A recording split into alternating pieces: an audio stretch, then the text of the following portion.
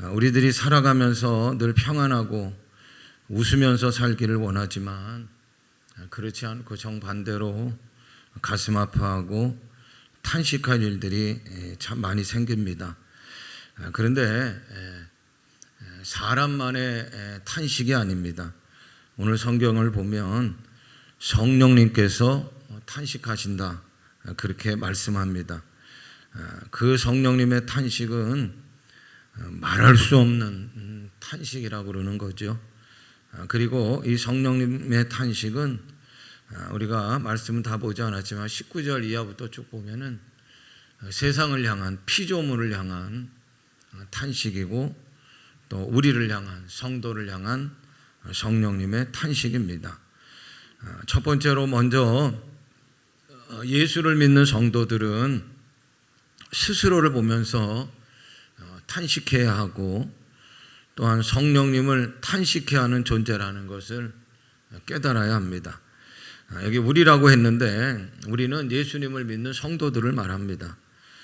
여러분, 우리가 예수님을 믿는 우리가 신앙생활을 하고 믿음 생활을 하면서 깨닫는 것은 자꾸 이제 우리들이 한 주간을 되돌아보고 또 우리들의 믿음 생활을 좀 되돌아볼 기회가 있어서 되돌아보면 야, 내가 정말 구원받은 자의 삶이 바른가?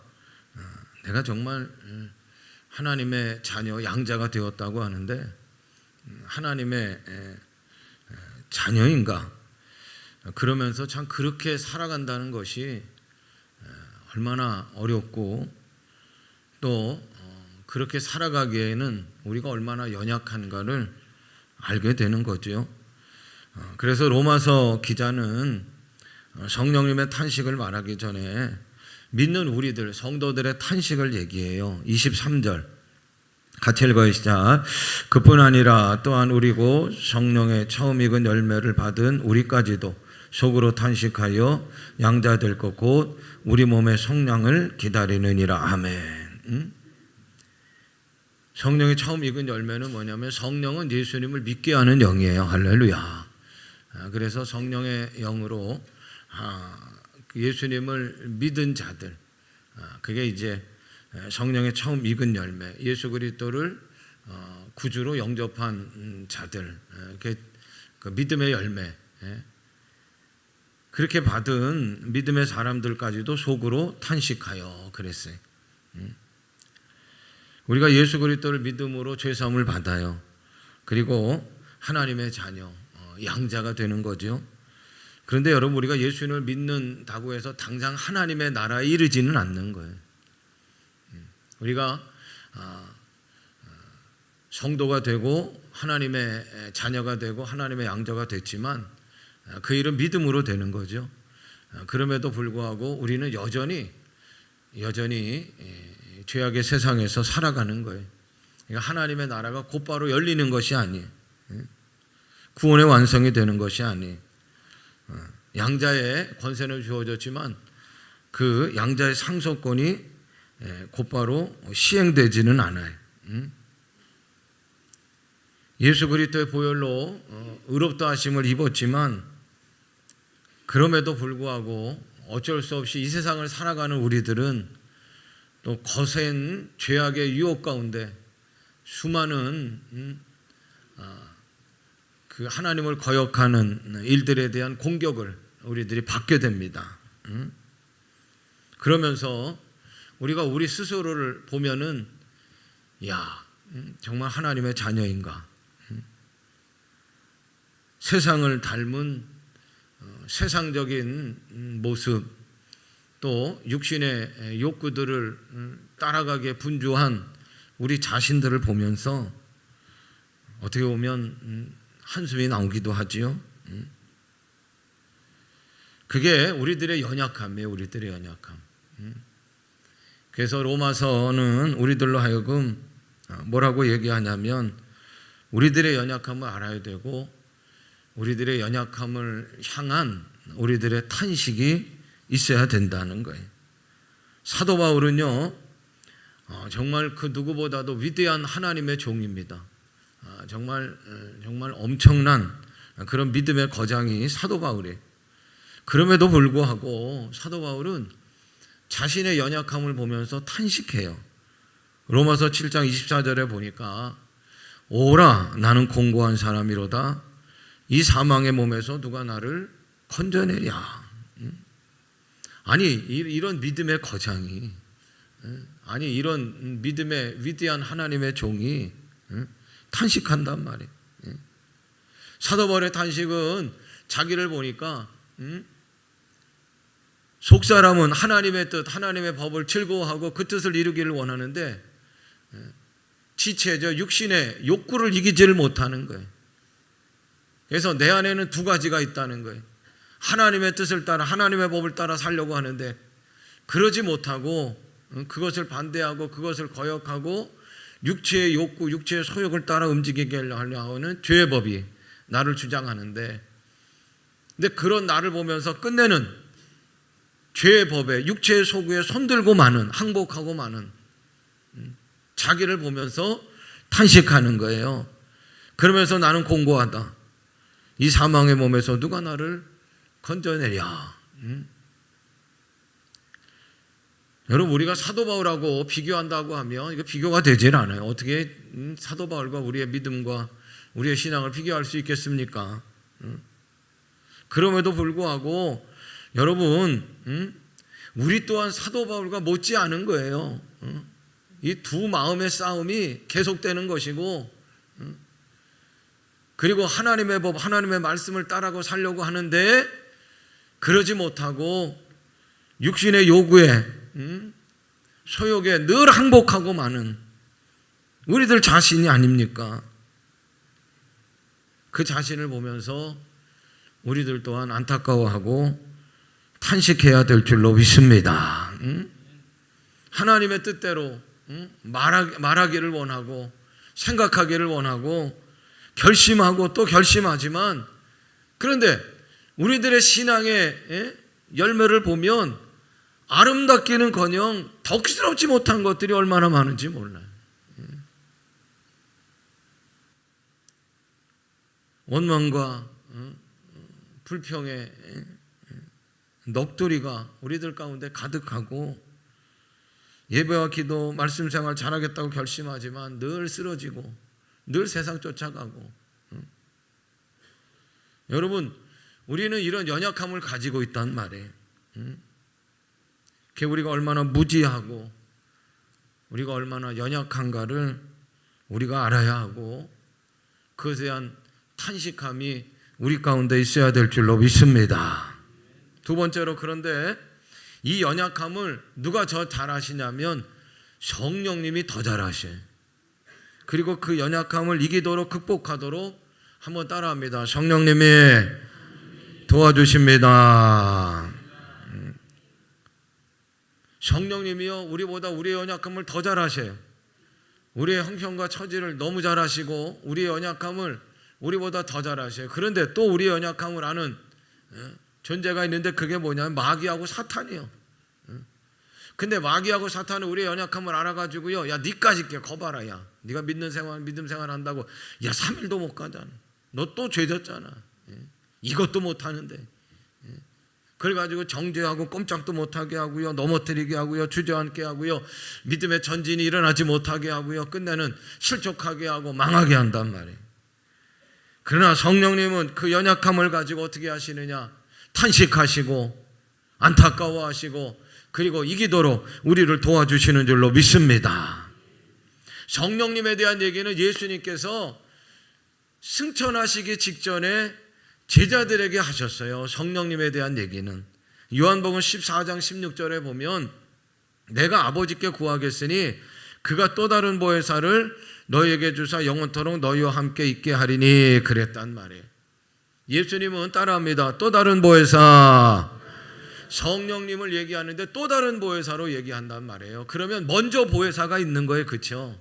보혜사라는 뜻은 뭐냐? 위로자, 중보자, 돕는 자, 옆에 있는 사람, 이런 뜻이란 말이에요.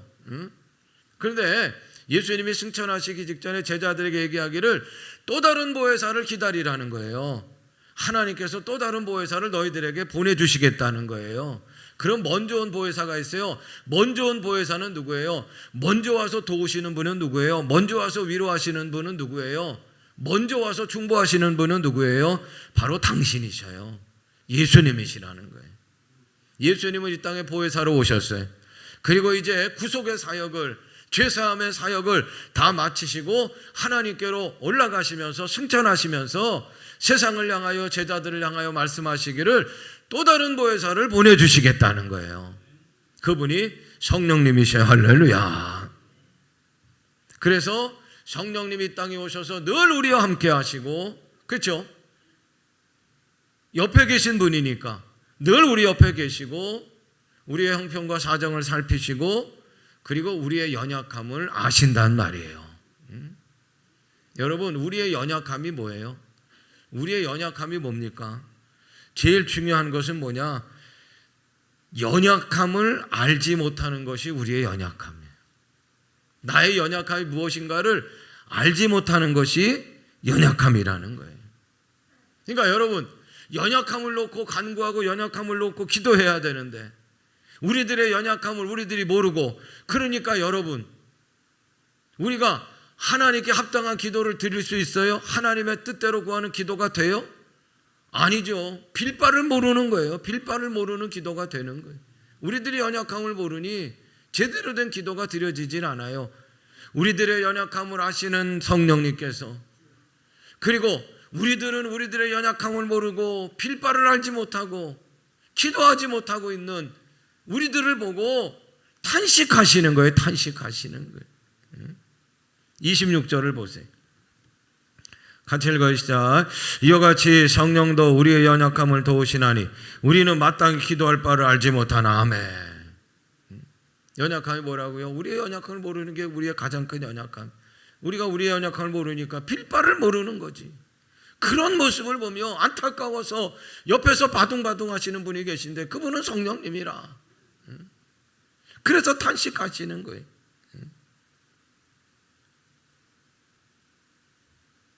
성령님은 기도할 때 우리가 연약함을 위해서 기도해야 되는데 연약함의 기도가 되지 못하니까, 아니 다른 엉뚱한 기도를 드리니 성령님은 탄식하시네. 알코올 중독자가 있었어요. 술 때문에 직장도 잃어버리고 가족도 견디다 못해서 다 떠나고 노숙자가 됐대. 근데 어느 교인이 노숙자를요, 자기 교회 이제 이렇게 요양하는 센터에다가 같이 가자고 그래서 소개를 해서 거기에 이제 묵게 하는 거예요. 갔더니 이제 가족 사랑도 느끼고, 얼마나 외로웠겠어요. 노숙자가 가족 사랑도 느끼고, 그리고 이제 예배 때 권유를 받아서 예배에 참석하고 예수님을 알게 되고 예수님을 믿게 되고 또 기도도 배우게 됐다는 거예요. 예수님의 이름으로 기도합니다 하고 하는 기도를 배우게 되고요. 그래서 기도하면 너의 소원을 이룰 수 있다. 그래서 이 알코올 중독자가 기도하는 거예요. 여러분, 그의 마땅한 기도는 뭐예요? 아이고, 나 술 좀 끊게 해주세요. 내가 술 때문에 망했습니다. 내가 술 때문에 직장도 잃고 사랑하는 식구들도 다 잃어버렸는데 나 술 좀 끊게 해주세요. 내가 술 끊고 새 사람 되게 해주세요. 그렇게 기도하는 것이 마땅한 기도인데, 내가 술 먹을 돈이 없네요. 하나님, 그 돈 좀 주세요. 그러면 여러분, 이거는 같은 기도라도 이건 같은 기도가 아니에요. 그런 기도를 하고 있는 우리들을 보고 성령님은 안타까워하시고 탄식하고 계시다는 거예요. 이거 여러분, 같은 기도를 할지라도 그 기도는 뭐예요? 빌 바를, 기도할 바를 알지 못하는 기도가 되는 거예요.